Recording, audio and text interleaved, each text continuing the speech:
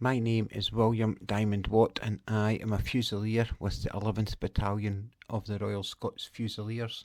My service number is 3131687. I was born at Hospital Lodge, Pinmore, just a few miles south of Girvan, on the 26th of January 1919, the son of John Watt, whose usual profession was a ploughman, but he was a sergeant with the Royal Field Artillery when I was born, and my mum, Agnes Campbell.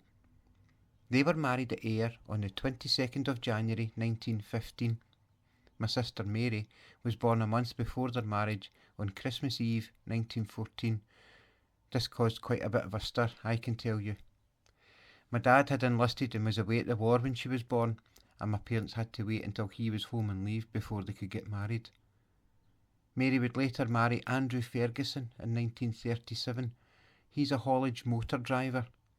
Andrew enlisted around the same time as me, but he joined the Royal Army Service Corps and was given the service number 74599.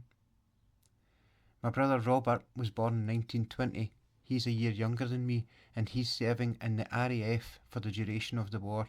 And our wee sister Margaret, she was born in 1923, and she later married John McCreth in Girvan in 1944. The 11th Battalion of the Royal Scots Fusiliers were formed on the 5th of June 1940, and I enlisted soon after that.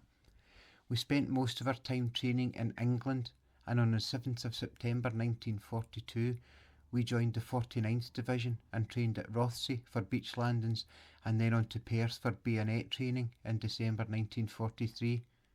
This is something we would later rely on. On the 11th of June 1944 we landed on the Normandy shore near Gold Beach. This was D-Day +5. We relieved the Yorkshire Light Infantry on the 15th of June near Bronay and first engaged with the enemy on the 16th. It was terrifying, and the first we'd really experienced frontline fighting. The liberation of Bronay was achieved later that night. At 4:15 on the 25th of June 1944, the 49th Infantry Division, which we were part of, were actively involved in Operation Martlet, a British offensive to capture the village of Fontenay-le-Pinel.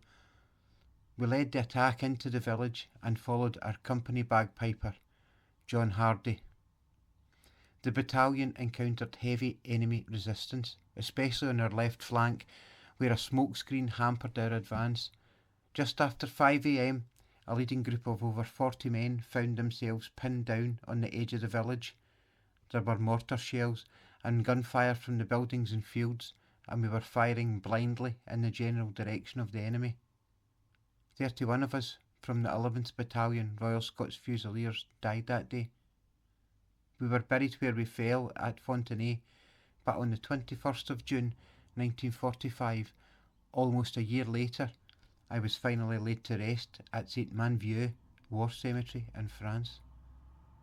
My name is listed on Girvan War Memorial, alongside that of my brother-in-law, Andrew Ferguson.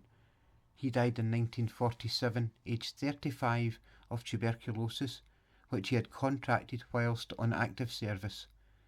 He is buried in a Commonwealth war grave in Girvan's Doon Cemetery. Andrew will be the last of Girvan's sons to fall in World War II. My mother has lost a son and a son-in-law. My sister has lost her brother and a husband in less than 3 years. My name is William Diamond Watt, and I will forever be 25 years old.